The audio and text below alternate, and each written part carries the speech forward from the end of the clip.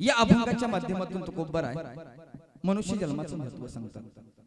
बाबा रे, जगामध्ये तुमच्याच आजूबाजूला गाय आहे, म्हैस आहे, कुत्रा आहे, मांजर आहे. आपल्या समाजाच्या परिसरामध्ये धरणामध्ये अनेक मच्छीमारी करणारे लोक आहेत. असे अनंत जीव आहेत. एक एक योनी, कोटी कोटी फेरा, लाखोच्या संख्येने जीव आहेत. पण ह्याच्यामध्ये माणूस आहे. त्यांना त्यांच्या जीवनाचं महत्व कळत नाही. माणसाला तरी माणसाच्या जीवनाचं महत्व कळावं म्हणून तुकोबाराय सांगतात की स्वर्गीचे अमर इच्छितात देवा, मृत्यू लोकी व्हावा जन्मामा. स्वर्गाची लोक इच्छा करतात. का करतात? तर तुकोबाराय म्हणतात की हा अमूल्य देह आहे. किड्या मुंग्यासारखं तुम्ही स्वतःच्या देहाला समजू नका, त्याच्यापेक्षाही मौल्यवान आहे. आणि या देहाचं कल्याण या मनुष्य योनीमध्ये आल्यानंतरच होतं असं तुकोबाराय या अभंगाच्या माध्यमातून सांगतात. त्याच्या पुढे जाऊन सांगायचं म्हटलं तर जेवढ्या जेवढ्या 184 जीवयोनी आहेत, पशुच्या पोटे असतील, वृक्षांच्या पोटे असतील, पक्ष्यांच्या पोटे असतील, यांना कुणालाही आपला उद्धार करता येत नाही. फक्त माणसालाच या योनीमध्ये आल्यानंतर स्वतःच्या जीवाचा उद्धार करता येतो. तो का म्हणे तारावया पहिलं पार, नाममांत्र सार भाविक असे. महाराज म्हणाले की फक्त या जन्मामध्ये येऊन ना कुत्र्याला नाव घेता येतं, ना हत्तीला नाव घेता येतं, ना शिरीला नाव घेता येतं, ना म्हशीला, ना गाईला, कुठल्याच पशुला, कुठल्याच पक्षाला देवाचं नामस्मरण करता येत नाही. ते फक्त माणसाला करता येतं. आणि मग माणसाने नामस्मरण कसं करावं हे या अभंगाच्या माध्यमातून सांगितलेलं आहे. हा असा अभंगाचा छोटासा भावार्थ आहे. आता हे तुकोबारायने असं सांगितलं, ह्याच्या पलीकडे जे विश्लेषण करणार आहे ती मी माझ्या अभ्यासात नाही, माझ्या वाचनात नसेल. तिथं काय चुकलं तर मला क्षमा करा. विठ्ठल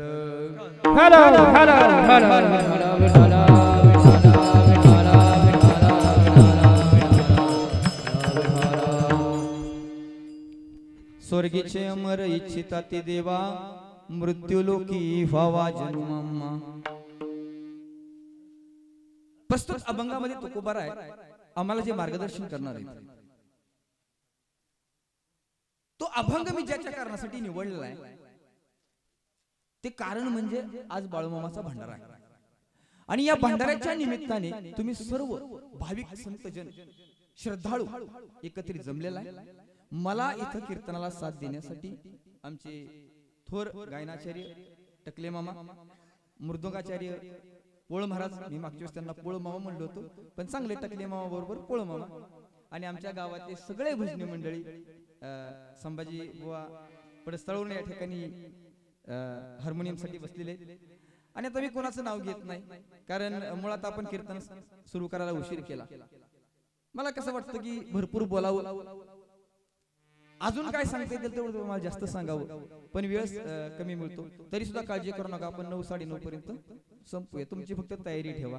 कसं आहे माहिती का, भक्ती अशी नाही, भक्ती नव्हे साधी भोळी, भक्ती आहे सुळावरची पोळी. तर ही सुळावरची पोळी तर थोडस कष्ट पडलंच पाहिजे शरीराला. टाक्याचे घाव देवाला, दगडाला सुद्धा देव पण येत नाही महाराज. आणि मग मोकळ्यात तुम्हाला देव असाच प्रसन्न होईल काय? मग थोडं थंडीचं पण बसलं पाहिजे. मग गार लागू, गरम लागू, शेजाऱ्याने टोचू, तरी पण बसलं पाहिजे. तर असं हे बाळूमामा संस्थान ट्रस्टच्या वतीने मला या ठिकाणी बोलवण्यात आलं, मला आमंत्रित केलं, त्याच्याबद्दल मी त्यांचा धन्यवाद व्यक्त करतो. सर्व गायनाचार्य, सर्व मृदंगाचार्य, टाळकरी, विनेकरी सर्वांचं मी एकदा या ठिकाणी स्वागत करतो, आभार देखील व्यक्त करतो आणि कीर्तनाला सुरुवात करतो. विठ्ठल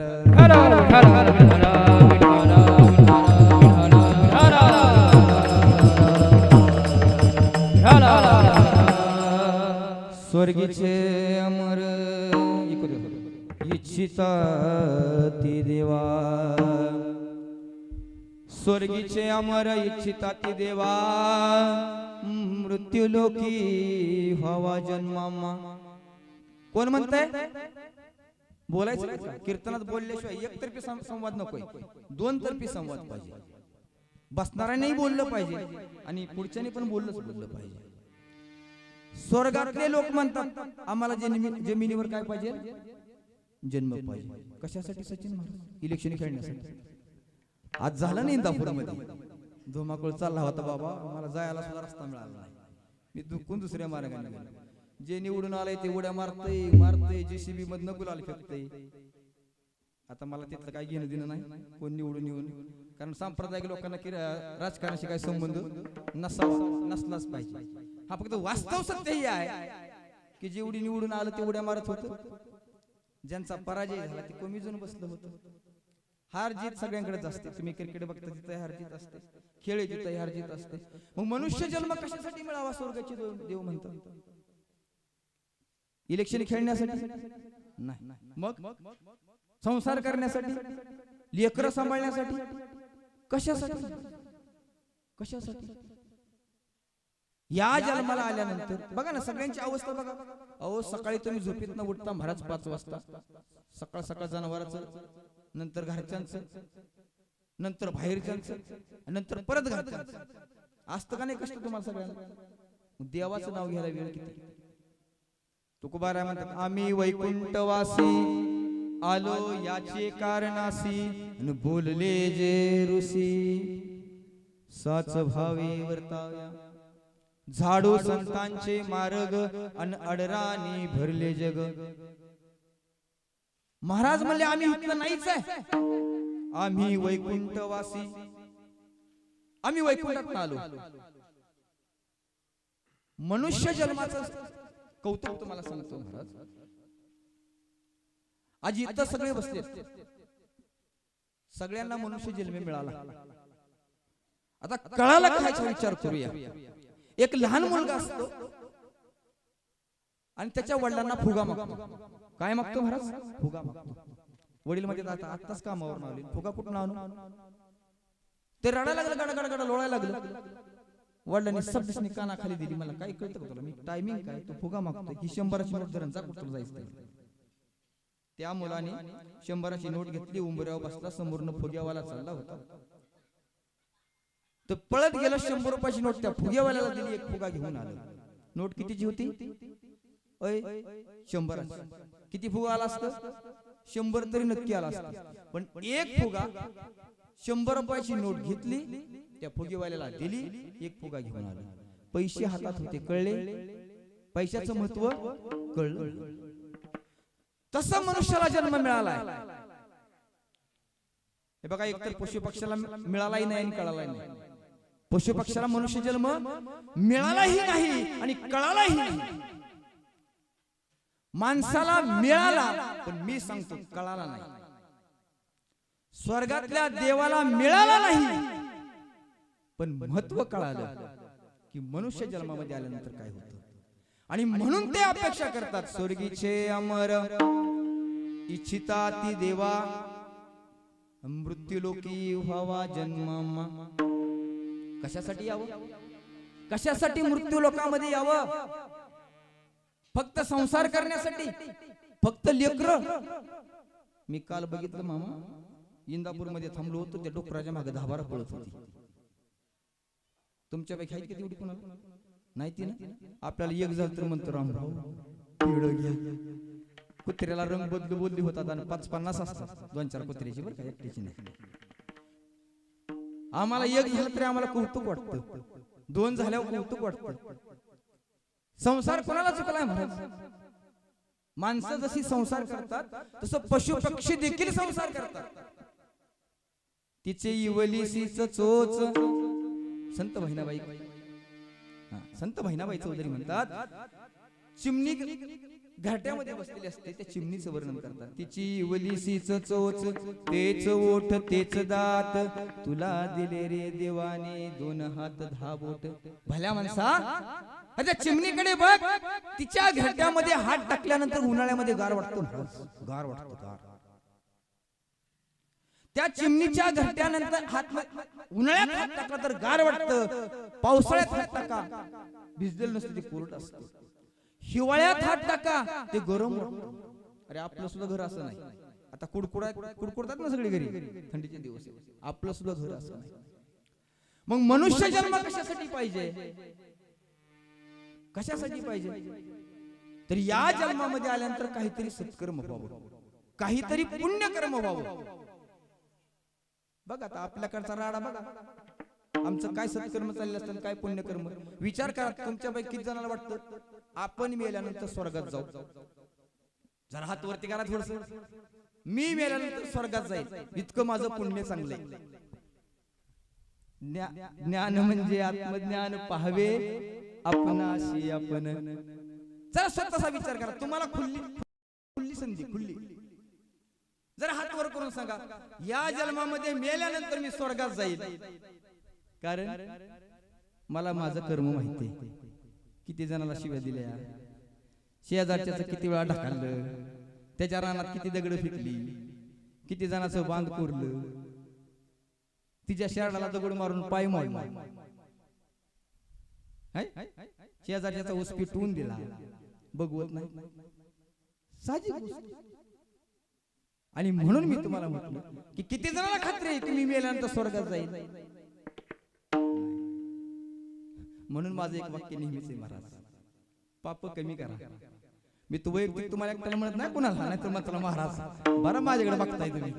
माझ्या शाळेत एक पोरगा होता, मी तुमच्याकडे बघत नाही, तुमचा चेहरा दिसत नाही, तिकडून उजेड तोंडावरती. परवाच्या दिवशी वर्गामध्ये एक पोरग बसलं होतं, पुरी माझ्याकडे आले, मला सर ती पोरग माझ्याकडे बघतंय आणि मागच्या आठवड्यापासून बघतंय. किती दिवसापासून?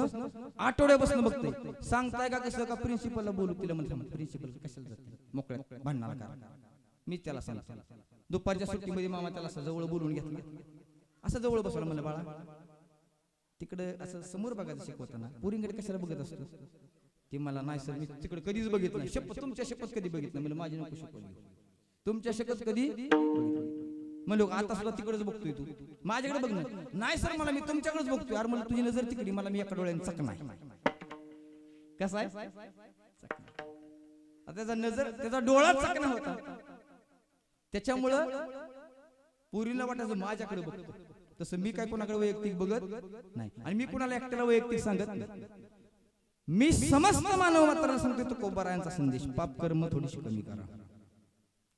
तुम्हाला असं वाटत असेल भ्रमात पडून ही दुनिया सारी ग्रंथ कथा वाचन करती, नसे ध्यान ते लिहिले जावर व्यर्थ मनाला शिनवीती. भ्रम आहे तुमच्या मनामध्ये की काशीला गेल्यावर पाप धुतलं जाईल. काय होईल? तिथं आयुष्यभर पाप कर्म करायचं, काशीत जाऊन बुडायचं, चंद्रभागेत बुडायचं, मग स्वच्छ वाचायचं. अजिबात नाही. विषय डोक्यातनं काढा. काय झालं माहिती का महाराज? एक माणूस असाच मेलेला असतो आणि मेल्यानंतर त्याला म्हणले यमदूत आले, म्हणले बाळा कुठं जायचं? ती म्हणला कुठं जायची सोय? एकदम इष्टीला विचारता, इष्टी कुठं जाते? त्याला विचारलं कुठं जाता? ते म्हणला नरकात जायचं का स्वर्गात? तो माणूस मला दोन्ही पण दाखवा. आता ह्याने नेलं स्वर्गात नेल्यानंतर काय चाललं होतं? असं संभारांना पेटी वाजवत होते, हे इकडे बसले होते, ते पकवाज वाजवत, हे इकडे गायांच्या अशी निवांत बसले होते, चाललेलं भजन. पुढे मला दुसरीकडे चाललं, तिथं चाललेलं कीर्तन, दुसरीकडे तिथं चाललेलं पूजा पाठावन. बरं मला आता नरकात गेला तिथं टांग टांग टांग टांग टांग वाजलं. लयच भारी मला इथंच बसतो ना, मला पुढचं दाखवा. पुढे बी तसलंच तमाशा, नाच गाणं, नको दी बघायला. ती मला यमदूतानो एक काम करा, मला नरकात पाठवा. असं महाग सरून संदिसनी वाजवले लावलं गाड्या वाढायला शेणाच्या. मला ही नरक होईल, मला हीच नरक. मग अशी जाहिरात होती, ट्रेलर. मग अशी काय होतं? ट्रेलर होता. तुम्हाला वाटत असेल की हे काड्या करून, साड्या करून, कारस्थान करून, दुसऱ्याचं खेचाखिची करून, वडावडी करून, छक्कापंजी करून शेवटी आंघोळ केल्यावर पाप नष्ट होईल? अजिबात नाही. मी नेहमी सांगतो महाराज, तीर्थावरती तेच पाप धुतलं जातं जे नकळत होतं. तीर्थावरती तेच पाप धुतलं जातं जे नकळत होतं. जाणून बुजून केलेलं पाप ना, जाणून बुजून केलेलं पाप, कारस्थान करून केलेलं पाप जगातल्या कुठल्याच तीर्थक्षेत्रावरती धुतलं जात नाही. पटतंय? आणि म्हणून पाप कर्म कमी करा आणि पुण्य कर्म जास्त करा. पुण्य कर्म जीवनात वाढवा. अरे काय फरक पडला शेजारीने अलीकडे दगड टाकला? काय फरक पडला त्यांनी एखादी गाडी घेतली म्हणून? शेजारीने गाडी घेतली बी लय वाईट वाटतं. म्हणून पुण्यकर्म करा. पुण्यकर्म कसं करावं? मामा लहान वयाचे होते, बाळूमामा, ज्यांच्या मंदिरात आपण त्यांच्या परिसरामध्ये कार्यक्रम करतो. अगदी लहान वयाचे होते. शेरड राखायला जायचं आणि शेरड राखायला गेल्यानंतर त्यांना पाणी प्यावंसं वाटलं.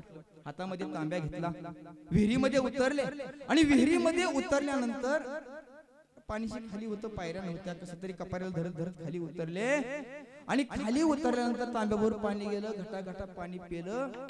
आता तांब्याचं काम संपलं, पाणी भरायची गरज नाही. तसेच वरती आले आणि वरती आल्यानंतर दोन बैरागी विहिरीच्या कडेला उभे होते. म्हणले, बाबा थोडस पाणी मिळेल? तुझ्यापाशी तांबे आहे, अंगामध्ये थोडीशी ताकद आहे, बळ आहे, आम्ही जरा थकलेलो, आम्ही विहिरीत उतरू शकत नाही. मामा विहिरीत उतरले, नाही म्हणलेच नाही. तो त्यांच्याकडे नाही शब्द नव्हता, कारण संताकडे परोपकार असतात. संताकडे काय असतात? परोपकार असतात. मामा विहिरीत उतरले आणि विहिरीत उतरले, तांब्यावर पाणी घेतलं, दुसऱ्या हाताने कपारीला धरत धरत वरती आले. त्या दोन बैराग्यांनी मामा पाणी पिलं आणि मामाला आशीर्वाद दिले, जगाचं कल्याण करशील. कुणाचं कल्याण करशील? जगाचं कल्याण करशील. महाराज, आज तुम्ही ज्या उद्देशाने आलाय तो माझ्याकडे नाही आलेला. आज तुम्ही इथं बसलाय, रंभावकडे बघून नाही आलेला. आज तुम्ही इथं आलाय, टकले मामाकडे बघून नाही आलेला. आज तुम्ही आलाय ते बाळूमामाच्या भक्तीसाठी आलाय.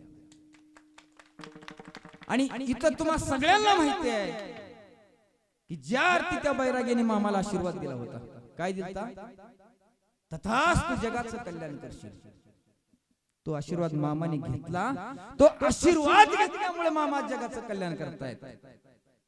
म्हणून इथं बसलेल्या पैकी आणि ज्यांच्या कानावरती आवाज जातोय त्या सगळ्यांना माझं सांगणं आहे की बाबा रे, मनुष्य जन्मात येऊन थोडस पापकर्म कमी करा. चुकणार कुणालाच नाही, लक्षात ठेवा. तुमचा भ्रम आहे तो चुकेल, पण चुकणार कमी कुणाचंच नाही. म्हणून पुण्यकर्माच्या दिशेने वाटचाल करा. एक संदर्भ मामाचा घ्या. म्हणून या धर्तीवरती आल्यानंतर हा देह सत्कार्याला झिजवा, दुसऱ्याच्या मदतीला झिजवा. मंदिरामध्ये बाळूमामा गेलते पांडुरंगाच्या. मनुष्य देह किती चांगला आहे सांगतो तुम्हाला. कुठे गेलते? मंदिरात.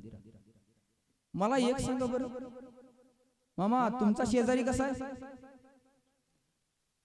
हे कलियुग आहे. कुठलं युग आहे? कलियुग आहे. आणि कलियुगातली माणसं बिगर विश्वासी, कोणावरती विश्वास ठेवण्याच्या योग्यतेची, सगळं जग बिघडलेलं आहे. आपला शेजारी सुद्धा बिघडलेला आहे. त्याला विचारलं तुझा शेजारी कसा आहे? ती म्हणते माझा शेजारी सुद्धा बिघडलेला आहे. तुमचा शेजारी बिघडलाय, त्याचा शेजारी बिघडलाय, म्हणजे सगळीच बिघडली. मग चांगलं कोण आहे? जर सगळेच बिघडले असतील तर चांगलं कोण आहे? म्हणून आपल्या अंतरंगामध्ये विचार करा की अरे, मनुष्य देह मला मिळालेला आहे. स्वर्गीचे लोक देवाकडे प्रार्थना करतायत की मला मनुष्य जन्म मिळावा. स्वर्गातली लोक देवाकडे प्रार्थना करतात मला मनुष्य जन्म मिळावा. आणि मग मला मिळून मी काय केलं की ती लोक इथे येऊन काय करणार? सगळे म्हणतात देह नाशवंत आहे. देह कसा आहे? एक दिवस नष्ट होणार आहे. मग देहाने सत्कर्म केलं पाहिजे, सत्कार्य केलं पाहिजे. पण जितका देह नाशवंत आहे तितकाच देह चांगला पण आहे. मामा एकदा पंढरपूरला गेलते. कुठे गेलते? पंढरपूरला. त्यांच्या बरोबर ती महाडिक महाराज, पवार महाराज, असा बराचसा समुदाय बरोबर होता. 5-6 लोक होते. आणि मंदिरात गेल्यानंतर थोडासा उशीर झालेला. सगळ्यांनी पांडुरंगाचं दर्शन घेतलं आणि दर्शन झाल्यानंतर महाराज आतमधला रामभाऊ नावाचा एक व्यक्ती पळत आला आणि बाळूमामाच्या पायाला मिठी मारली. दर्शन घेतलं, कडकडून मिठी मारली. त्यांच्या चेहऱ्यावरचा आनंद द्विगुणित झाला आणि ते निघून गेले. पवार महाराजांनी विचारलं, म्हणजे काय तुमचं नाव? म्हणजे रामभाऊ. तसं ग्रंथात आहे बरं का, मी 60-70 वेळा ग्रंथ वाचला. स्पष्ट नाव. संध्याकाळची वेळ होती. मामा म्हणले आपण चंद्रभागेमध्ये थोडासा हातपाय धुवून परत मुक्कामाला थांबूया. आणि परत मुक्कामाला थांबले. त्या रामभाऊचं बोलवणं केलं, त्याला बोलवलं आणि बोलवल्यानंतर त्याला विचारलं, बाबा तुला माझ्यामध्ये काय दिसलं? बाळूमामा त्यांना विचारतात, तुला माझ्यामध्ये असं काय दिसलं की तू माझ्या पायावरती लोटांग घातलं, म्हणजे माझे पाय धरले? ते मला, ओ महाराज, ओ महाराज, या मंदिरामध्ये राहणारा मी एकच माणूस असा आहे, रामभाऊ नावाचा, की आजपर्यंत पांडुरंगाच्या व्यतिरिक्त मी कोणाचे पाय धरले नाही. कोणाच्या व्यतिरिक्त? पांडुरंगाच्या व्यतिरिक्त मी कोणाचे पाय धरले नाही. आणि मग महाराज त्या सगळ्यांना खात्री पटली की आलेला जो रामभाऊ होता तो रामभाऊ नव्हता, सत्ता प्रत्यक्ष पांडुरंग परमात्मा बाळूमामाचं दर्शन घेण्यासाठी आला होता, बाळूमामाच्या भेटीसाठी आला होता.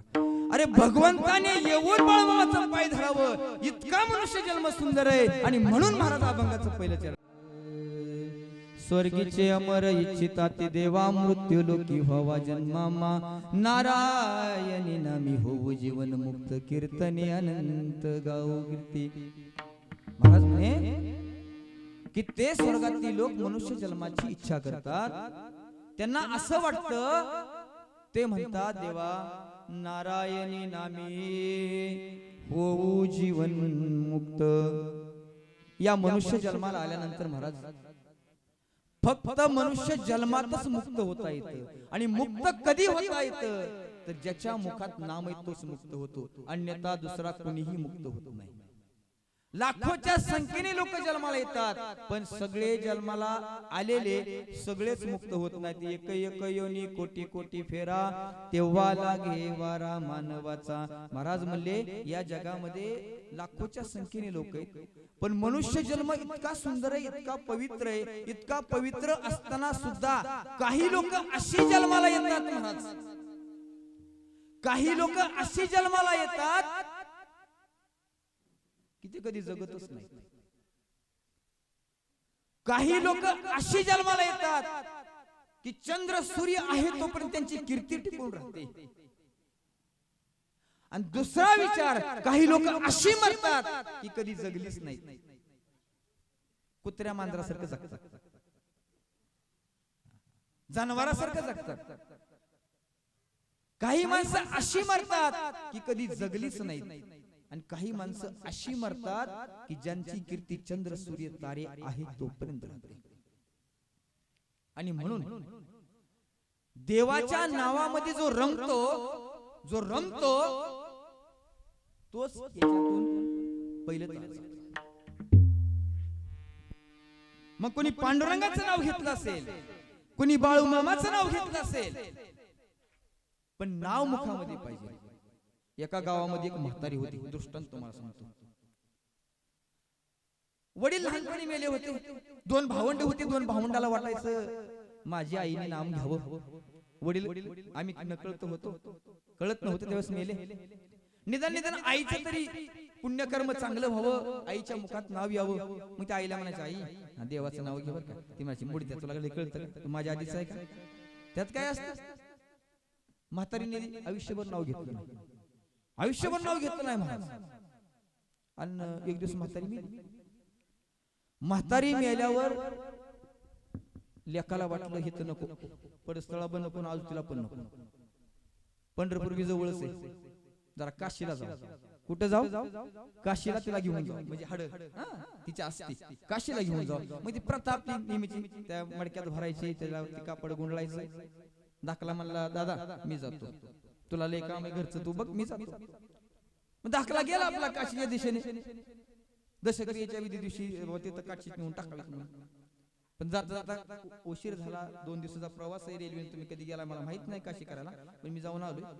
तर तिथं गेले रस्त्याने मित्राचं घर लागलं, मला थांबू का मुक्कामाला? ते मला थांब, केवढ्या लांब आले, मला थांब. मुक्कामाला थांबले, पण त्या मित्राच्या बायकोला सवय होती पाहुण्याचं गवाळा चापसायची. तुम्हाला कोणाला नाही? म्हणजे माझ्या अनुभवानुसार तर बरं का, मला नाही कुठल्या महिला मंडळाची टीका करायची, पण त्या मित्राच्या बायकोला सवय होती की ते पाहुण्याच्या बॅगा चापसायची. तिने ती पिशवी चापासली रात्री, त्याला तिला गाड गदी, तिला वाटलं काय धनद्रव्य आणले मस्त, ते ठेवलं लपवून साईडला. आणि घरातलं दुसरं रिकामं त्यात खूप असतं, रिकामं त्या पिशवीत ठेवलं. सकाळच्याला हा पाटाचा उठला आणि गेला निघून. त्या म्हातारीने त्या बाईने सकाळच्याला काढलं, म्हणजे काय ग बाई किती हाय काय बघावं तरी. उजाड नवऱ्याच्या परस्परच हळूच काढलं तसं मी दिलं गटारात फेकून. दिलं गटारात फेकून. हे काशीला गेला, नमस्कार केला आणि सोडणार तर बघतोय आत काहीच नाही. दादाला फोन केला थोरल्या भावाला, दादा दादा म्हातारी उड्या मारून गेली. म्हातारी काशीला आली, म्हातारी उडी मारून गेली. दादा म्हणला काळजी करू नको, वर्ष श्राद्धासाठी एक बारक ठेवलेले ते आपण घेऊन जाऊ. तू महागारी आहे, पुढच्या तिथीला जाऊ. धाकला महागारी आला. त्या बाईने कुठे टाकलं ते? गटारात टाकलं. याने आयुष्यभर नाव घेतलं नाही, ते कुठे गेलं? गटारात गेलं. हे घरी आलं, पुढची तिथी बामणाकडून काढली. पुढची तिथी काढली, पुढच्या तिथीला दोघं म्हणतात सगळी जाऊ, काशीला जायचं म्हणजे दोघाच्या बायका घेतल्या. थोरल्याच्या धाकल्याची एसटी केली, स्पेशल गाडी केली, सचिन मामा सारखी गेले काशीला. आता ह्या दोघांनी पूजा सुरू केली. ब्राह्मण काकाने ते सगळं साहित्य मांडलं आणि त्या डबीत भरलं होतं, बारकी डबी बुकटी करून. म्हणजे म्हातारी उड्या मारती ना, बुकटी करून भरूया. म्हणजे डबीत भरलं बारकोशी डबी, अशी पूजेला ठेवली आणि सगळा असा समारंभ मांडलेला. काका म्हणले आता पूजा झाली, असं करा तुम्ही आता पाण्यात जावा आणि ते सगळं अर्पण करा. तो पण या दोघी म्हणले असं करा तुम्ही हे सगळं गंगेत अर्पण करा, तर आम्ही खालच्या धारकाल्या साईडला जाऊन आंघोळ्या करतो. बाया बाया कुठं करायच्या आंघोळ्या? ते धारकाल्या साईडला गेल्या. वरून इकडं पाणी वाहते, त्याच मस्तपैकी आपल्या बुडायच्या वर यायच्या, बुडायच्या वर यायच्या, बुडायच्या वर यायच्या. थोरली म्हणले गंगामाय, काशीमाय, गंगामाय. पहिल्यांदा तुझ्या दारात आली, काहीतरी दान दे, काहीतरी दान दे. तिने असा पदर केलेला, बुडायची वर काढायची, बुडायची वर यायची, काहीतरी. इकडून नेमकं ह्याने काय केलं, डबी सगळंच फेकून दिलं पाण्यात. दारावर नेमकं वाहत वाहत वाहत वाहत आलं की म्हणायची गंगामाय काहीतरी दान दे. ती नेमकी डबी कुठं आली? तिच्या जुळीत आली. बाया गंगामाईने काहीतरी दिलं. तिने दाखलीला सांगितलं म्हणजे कशाला वाटणीदार घेण्या देण्याचं. घेतली डबी अशी कमरत खूप, डबी घेतली अशी कमरत.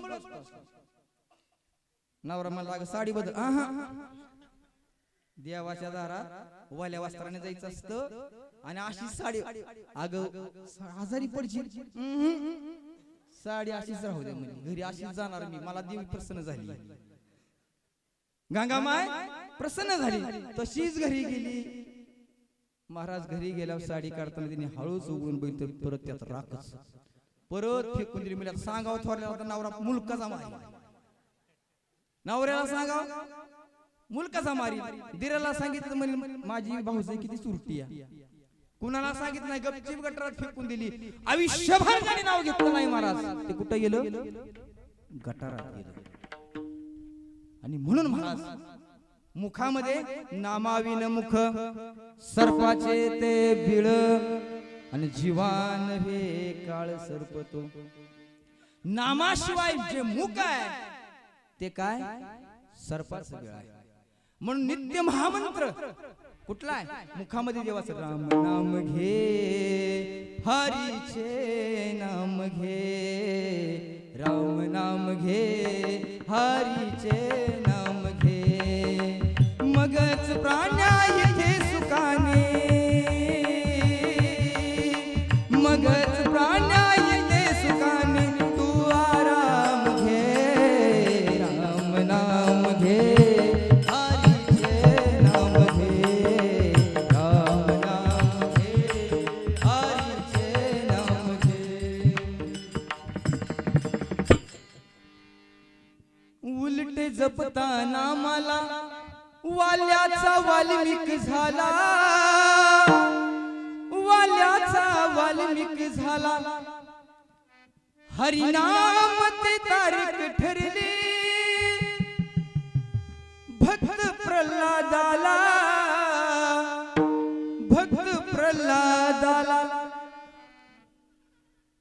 देवाचं नाव उलट घ्यायचं ना, उलट घ्यायचा कोण?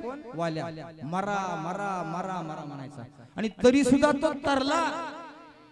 पण मुखामध्ये जर देवाचं नाव असेल तरच हा भाऊसागर करू शकतो, अन्यथा भाऊसागर करणं मुश्किल आहे. म्हणून तुकोबाराय दुसरा अभंगाचं दुसरं मी होऊ जीवन मुक्त कीर्तने अनंत गाऊ गीते. महाराज म्हणले नारायणाच्या नावाने, देवाच्या नावाने जीवन मुक्त होता येतं. आणि ह्याला एक माध्यम आहे, कसं? कीर्तन, जे आता चाललंय. हे नाम कधी घडतं तर कीर्तनात घडतं. बाळूमामाने जे नाम घेतलं ते कधी घेतलं? कीर्तनात घेतलं. तुम्ही सगळे बाळूमामाचं नाव घेताय, पण कधी घेताय? कीर्तनात आल्यानंतर घेताय. बरं महाराज, एकेकाळची गोष्ट आहे. मामा असे मेंढर राखत होते, आणि मेंढर राखता राखता त्यांनी काही बाबळी तोडली असतील. आता बाबळी तोडल्यानंतर ते मालक आला, ए मला, ए मामा, ए मेंढरा क्या? अरे काय विचार नाही, तू तपास नाही, काय नाही, कुशल मला बाबळी तोडते वापस आहे काय? उर्मिडी भाषेत मामाला बोललो, उर्मिडी भाषेत. मामाने म्हणलं, अरे चुकलं, मुख्य जनावर खाते दिखाऊ द्या, अजिबात चालायच नाही मला. जोंधळा पेरलाय त्याच्यामध्ये. काय पेरलाय? जोंधळा पेरलाय. आणि तू कुशल दारावर रानात चारतो, हे हक्कल मेंढर. मामाने मेंढर हक्कलली, निघून गेल्यानंतर काही दिवसांनी, बरेच दिवस गेले, जोंधळा काढायची वेळ झाली. परत मामाची फेरी. आपला जोंधळा काढला तुम्हाला माहिती काय असतं? पाला पडतो, आणि मेंढरे आपली मुख्य जनावर खात असतात. त्या टायमाला पुन्हा मेंढर घेऊन मामा त्या दिशेने आली. म्हणजे परत आला का रे तू अजून फिरसे इकडे? तुला म्हणलं तर मागच्या मेंढर चारायची नाही ती. बरं म्हणलं नको चाव. काय झालं? किती झाली ज्वारी? नाही म्हणला. कशाची ज्वारी? म्हणला 1.5 एकर रान, त्याच्यात मला 200 कडब्याच्या पेंड्या. किती? 200 कडब्याच्या पेंड्या होत्याला मला 2 पोती. मामा म्हणले, बघ माझ्या मेंढराला फक्त चरू दे, तुझं कल्याण होऊन जाईल.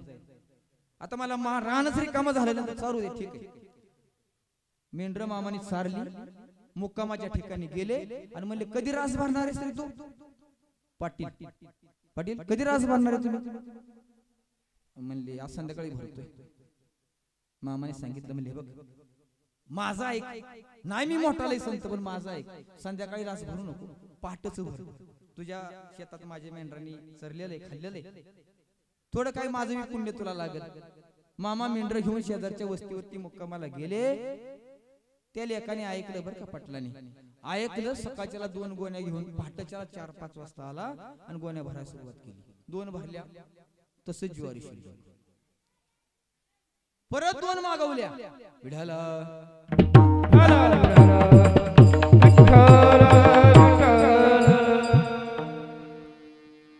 हे बघा, नामामध्ये चित्त पाहिजे.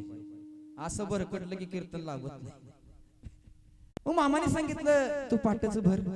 ते 2 जण आले, दोघांनी भरायला सुरुवात केली. 2 पोती भरली, म्हणले अजून 2 गोण्या घेऊन. 2 गोण्या आणल्या, पण तेही भरल्या तरी रास शिल्लकच राहिली. परत म्हणले, भर अजून. भरता भरता उजाडलं, आणि जेव्हा उजाडल्यावरती रास बघितली तेव्हा 22 पोती झाली होती. फक्त मामाची मेंढर चरली म्हणून 22 पोती झाली. महाराज, नुसती मेंढर चरली, 200 पेंड्याला 22 पोती ज्वारी झाली. अरे मामाचं नाव घेतलं तर उद्धार होईल. उद्धार. बोला बोला बाळमोच्या नावावर, बोला बोला बाळमोच्या नावावर, बोला बोला बाळमोच्या नावावर.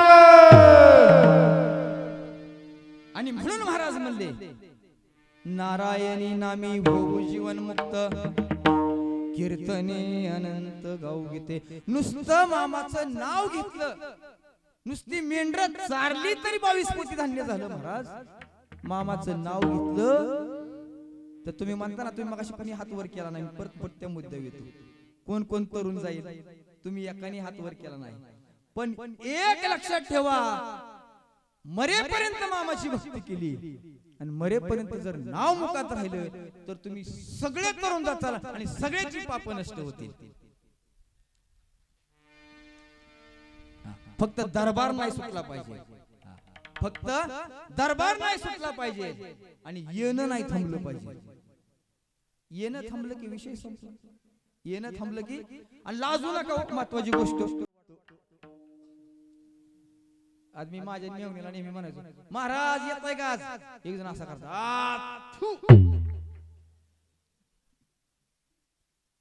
काय वाटलं वाकडे कोण असतो भगवंताचं आणि त्याचं.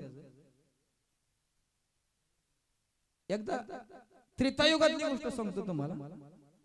हिरण्या आणि त्याचा लहानसा मुलगा प्रल्हाद. ते प्रल्हादाला म्हणायचं, हे बघ नारायण नारायण म्हणायचं नाही का, जगाचा देव मी आहे. तो म्हणला पप्पा, त्या काळात बी पप्पाच म्हणला, पप्पा देव अमर असतो, तुमचं काय दिवसांनी गॅरंटी. देव अमर असतो किंवा दुसऱ्याचं कल्याण करणार असतो. तुम्हाला बोललं तरी राग येतोय, तुम्हाला बोललं तरी राग येतोय, तुम्ही देव असू शकत नाही.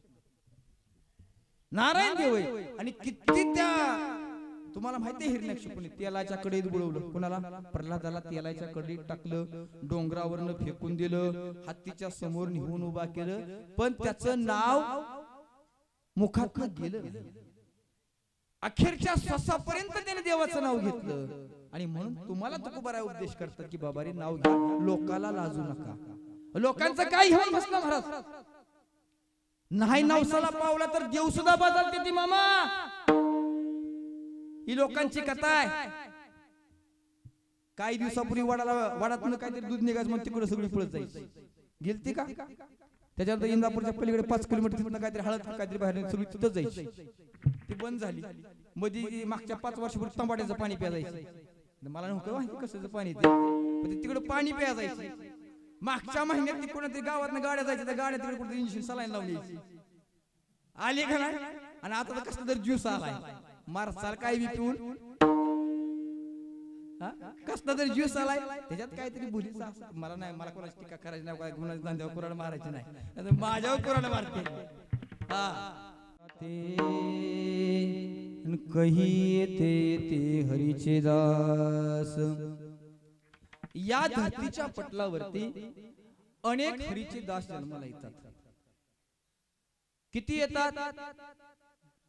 आम्ही अवतारित यांचे जे अवतार झाले त्यांच्या सवे वानर झालो, लंका जाळून आलो, सेतू बांधला सागरी, रावणास पडलो भारी.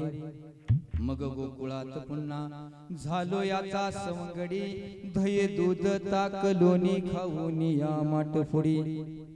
पुतना वत्साची मर्दन पाहिले आडोळा, आणि कंस मामाला मारताना कानार होता भोळा. याने सांगितलं लिखून चला जाऊ पंढरपुरी, आणि टाळ मृदुंग घेऊन आम्ही झालो वारकरी. हे परमात्मा ज्यावेळेस अवतार घेतो जमिनीवरती त्यावेळेस एकटा कधी येत नाही. भगवंत एकटा येत नाही, सवंगडी घेऊन येतो. मामा ज्यावेळेस धरतीवरती माणूस रूपात आले, बघा बरं काय सांगतो, काय सांगतो. मामा ज्यावेळेस धरती रूपात माणूस रूपात आले धरतीवरती, त्यावेळेस मामाने या समाजातल्या अनेक लोकांच्या पिढा घालवायचं काम केलं. कोणाचं भूत काढणं असेल, कोणाला गंडाद्वारा म्हणजे ते कोणाचं चांगलं करणं असेल, कोणाला कोणी ह्यावदा लावले असेल, पिढा लावले असेल ते करणं असेल. भंडाऱ्याचा प्रताप आहे. ज्यांनी भंडारा लावला ना महाराज, त्याच्या मागच्या सगळ्या पिढा निघून जातात. पण भंडारा नेहमी मस्तकाला असावा, वारकऱ्याच्या मस्तकावरती बुका असावा, वारकऱ्याच्या मस्तकावरती बुका असावा. आणि मामाच्या भक्ताने नेहमी भंडारा लावावा.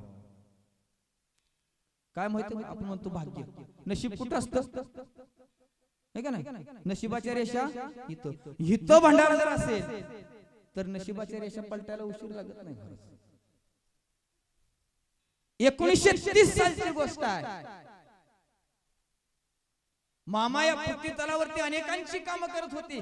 आकाशवाणी झाली, आणि आकाशवाणी झाल्यानंतर एक कानामध्ये आवाज आला, मामा गुरु करावा लागेल. सद्गुरु सारिखा असता पाटी राखा, इतरांचा लेखा कोण करी. सद्गुरु सारिखा असता पाटी राखा, सद्गुरु सारिखा असता पाटी राखा, इतरांचा लेखा कोण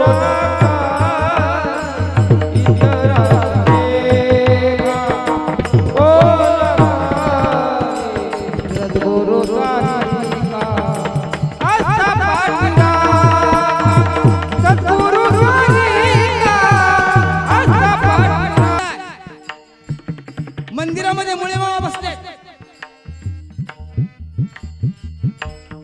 बाळूमामा समोर होते. मुळे मामाने प्रश्न विचारला. मुळे महाराजांनी, ए बाळू इकडे माझे पैसे दे. काय प्रश्न विचारावा महाराज, काय प्रश्न विचारावा बाळूमामाला. मुळे महाराज म्हणले, मामा माझे पैसे दे. मामाने हे याच क्षणाची मामा वाट बघत होते. भूतकीत काढलेली पैशाची पिशवी मामाने बरोबर ठेवलेली होती. मामाने विचारलं, किती पैसे, किती. मुळे महाराज म्हणले, 120 रुपये दे. किती दे, 120 रुपये दे. मामाने पिशवी पलटी मारली, पिशवीतली चिल्लर मोजली. महाराज 120 रुपये भरली.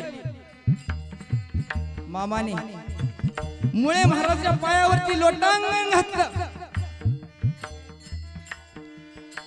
महाराज अनुग्रह द्या, तुम्ही माझे सद्गुरू आहे. तुम्हाला ही गोष्ट माहित नाहीये, पण ज्या दिवशी मामाने मुळे महाराजाला गुरु मानलं, त्या दिवशी सर्वस्व मुळे महाराजांना अर्पण केलं. तुम्हाला तेच करायचंय. जेव्हा सर्वस्व तुम्ही बाळूमामाला अर्पण करताल तेव्हा सुखी होताल, अन्यथा नाही. तिथनं पुढचं प्रत्येक कार्य 1930 सालापासून 1948 पर्यंत, 1930 सालापर्यंत 1948 सालापर्यंत मामा प्रत्येक गोष्ट मुळे महाराजांना समोर ठेवून करायची. गुरुचा सन्मान व्हायचा, गुरुचा सत्कार व्हायचा, गुरु बरोबर ती पंक्ती व्हायच्या. तुम्हाला एक गोष्ट माहित नाही, पण मुळे महाराजांनी सांगितल्याशिवाय एकही गोष्ट बाळूमामा करत नव्हते. एवढा गुरुचा आदर त्यांच्या मनामध्ये होता. 1948 सालची गोष्ट महाराज, मुळे महाराजांचा देहांत झाला. महाराजांनी शरीर सोडलं. मामा कोल्हापूरच्या पलीकडल्या बाजूला राहायला होते. बाळूमामाच्या कानावरती खबर आली, मुळे महाराज गेले. अरे बारक्या लेकराने गडा गडा लोळावं असं मेंढरामध्ये बाळूमामा लोळत होते. मुळे महाराज मला सोडून गेले. मला सोडून काय चुकलं का माझं? मुळे महाराज मला सांगायचं तरी निदान मी चाललोय. अरे अखेरचं दर्शन झालं असतं महाराज, अखेरचं दर्शन झालं असतं. मेंढराला धरून रडले मामा, मेंढरामध्ये लोळून रडले. 15 दिवस मामाने जेवण केलं नाही. ग्रंथामध्ये लिहिलंय, तुम्ही वाचा. मुळे महाराजांचा शोक केला आणि तिथून पुढं 17.5 वर्ष मामा जगले लोकांचं कल्याण करत. आणि 1966 रोजी मामाने आदमापूर गावामध्ये समाधी घेतली. पाहिला बाळू मामा मंदिर, पाहिला बाळू मामा मंदिर, पाहिला बाळू मामा मंदिर, पाहिला बाळू मामा मंदिर. होत बसला आदमापुरी, होत बसला आदमापुरी, होत बसला आदमापुरी, होत बसला आदमापुरी.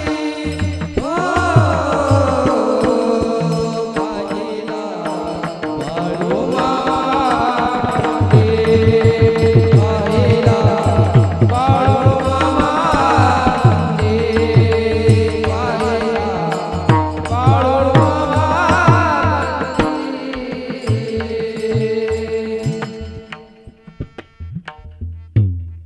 हा अभंग कुठल्या गाथेतला नाही बरं. हा अभंग प्रकाश महाराजांच्या गाथेतला आहे, म्हणजे मी लिहिलाय. आतापर्यंत मामाच्या जीवनावरती मी 5 अभंग लिहून झाले. अजून 5 अभंग लिहिलं की मी 10 अभंगाचं कॅसेट करणार आहे. आणि लवकरच ते येईल. तुम्ही फक्त मला आशीर्वाद द्या. विठ्ठल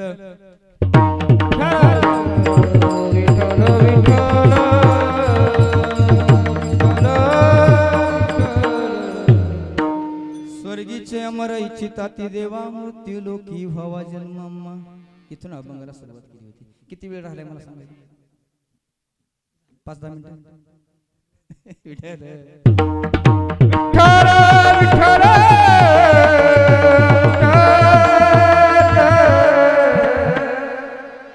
महाराज तुकोबारायांनी अतिशय छान संदेश दिला. नारायणी नामी जीव होऊ जीवन मुक्त, कीर्तने अनंत गाऊ गीते. वैकुंठाचे जन सदा इच्छिता ती, कैकय येते ती हरीचे दास. यम धर्म उभा राहे निरंतर, जोडून या कर तिष्ठ तसे. अहो यम सुद्धा महाराज इथं या मामाच्या दरबारात तुम्ही आला ना, तर त्याला यम सुद्धा लवकर नेत नाही त्याच्या इच्छेशिवाय.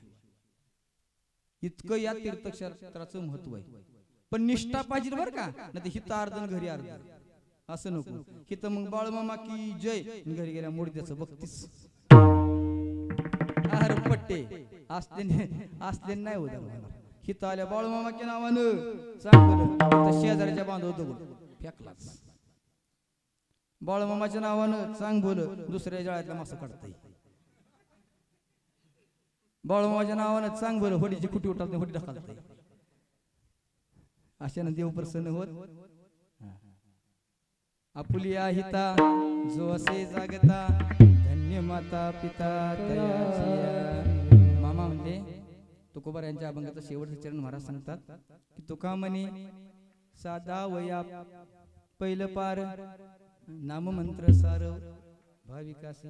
तुम्हा सगळ्यांना पहिलं तीर जर करायचं असेल, माझा अभंग मला अजून भरपूर बोलायचं होतं महाराज, पण आपला जरा थोडासा उशीर झाला सगळ्यांना. असो मला माफ करा. या हरिनामामध्ये मजा आहे, म्हणून मामाच्या नामाची गाठ बांधून घ्या आणि आपलं जीवन सुखमय सुंदर भक्तिमय प्रेममय करा. विठोबा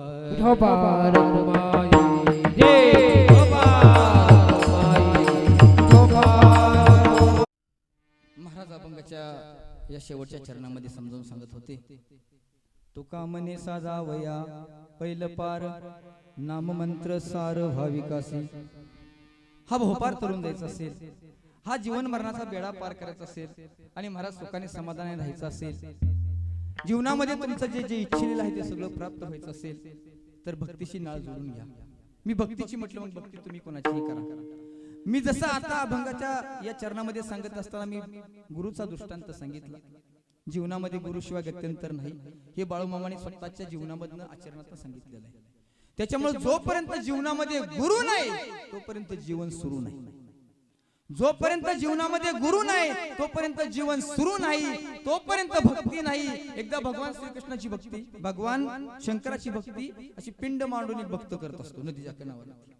जाता जाता शेवटचं उदाहरण सांगतो. पिंड केलेले आहे, बेलपत्र त्याच्यावरती वाहतोय आणि शंकर भगवान प्रसन्न झाले, प्रकट झाले. म्हणजे कोणाच्या मर्जीने केली भक्ती? म्हणला माझ्याच मर्जीने. शिवलीला कथा मृत्यामधला पहिलाच अध्याय, पहिल्या अध्यायामध्ये हे लिहिलेलं आहे. कोणाला माझ्या ह्याच्यावरती डाऊट असेल तर प्रत्यक्ष वाचा. भगवान शंकर त्या भक्ताला सांगतात, बाबा रे, जर तुला खरंच माझी भक्ती करायची असेल तर जीवनामध्ये गुरु कर. गुरु करून माझं तत्वज्ञान समजून घे, अनुग्रह घे. हे बघा, गुरु असा नसावा आडग्या घरचं बडगचेल, रात्री आलं पाठचं निघून गेलं.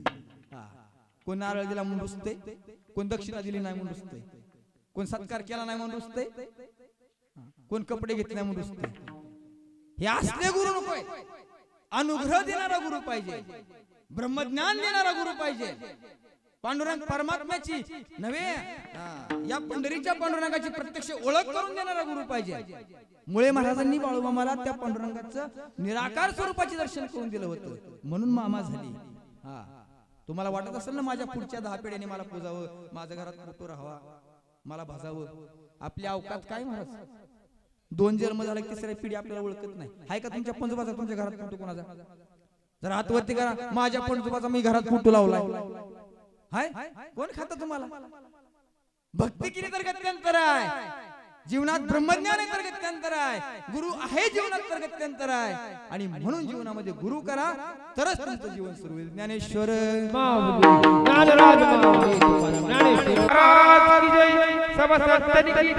बोला बोला बोला